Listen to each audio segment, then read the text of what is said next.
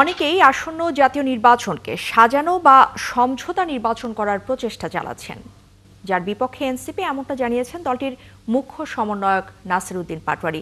তিনি আরও জানিয়েছেন, এককভাবে ৩০০ আসনেই প্রার্থী দিয়ে নির্বাচন করার দিকে এগোচ্ছে তার দল। এদিকে নির্বাচনী প্রচারণায় লেভেল প্লেইং ফিল্ড না পাওয়ার অভিযোগও করেছেন দলটির মুখ্য এই সমন্বয়ক। রাশেদ আনিস জানাচ্ছেন বিস্তারিত।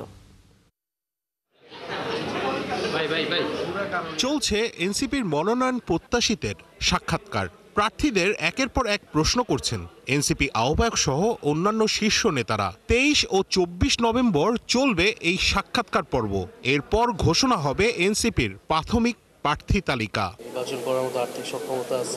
৬ নভেম্বর থেকে ২০ নভেম্বর পর্যন্ত চলে এনসিপির মনোনয়ন ফর্ম বিক্রি। ১৪৮৪ জন কিনেছেন এনসিপির মনোনয়ন ফর্ম। অনলাইনে ৭২৩ জন ও অফলাইনে কিনেছেন ৭৬১ জন।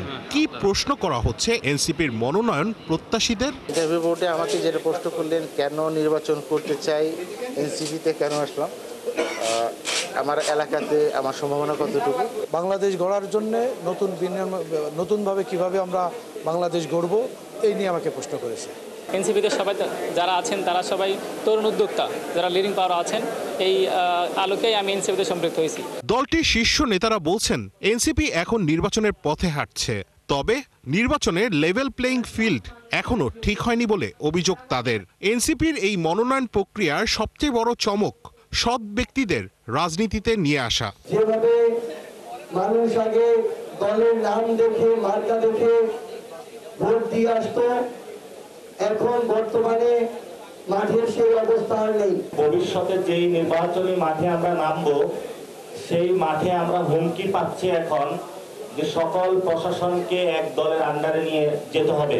দলটির আহ্বায়ক বলছেন, একটি সাজানো ও সমঝোতার নির্বাচনের প্রচেষ্টা চালানো হচ্ছে। এনসিপি এর বিপক্ষে। ত্রয়োদশ সংসদ নির্বাচনে একটি আসন না পেলেও সমঝোতার নির্বাচন করবে না তার দল। বাংলাদেশের বিভিন্ন রাজনৈতিক দল, যেই দলগুলো এখন মুখোমুখি দাঁড়িয়েছে, একসময় তারা বন্ধু ছিল, তারা কিন্তু একটা চক্রান্ত করছে। এই নির্বাচনকে একটা ভাগবাটোয়ারা, একটা সাজানো নির্বাচন, একটা সমঝোতার নির্বাচনে করার পরিকল্পনা করছে। এনসিপি এই ধরনের নির্বাচনী সমঝোতা বা বন্দোবস্তে কখনোই সায় দেবে না, বরং আমরা এর বিরুদ্ধে অবস্থান নিব। আমরা এককভাবে ৩০০ আসনে আমরা প্রার্থী দেওয়ার চেষ্টা করছি। আমরা আমাদের নিজেদের রাজনীতি নিয়ে জনগণের কাছে যেতে চাই। এনসিপির মনোনয়নের সকল প্রক্রিয়া হবে সুষ্ঠু। সব তথ্য সাংবাদিকদের জন্য উন্মুক্ত থাকবে। প্রাথমিক তালিকা প্রকাশের পরপরই তারা নির্বাচনী প্রচারণায় নামবেন বলছেন দলটির নেতারা। রাশেদ আনিস, ৭১, ঢাকা।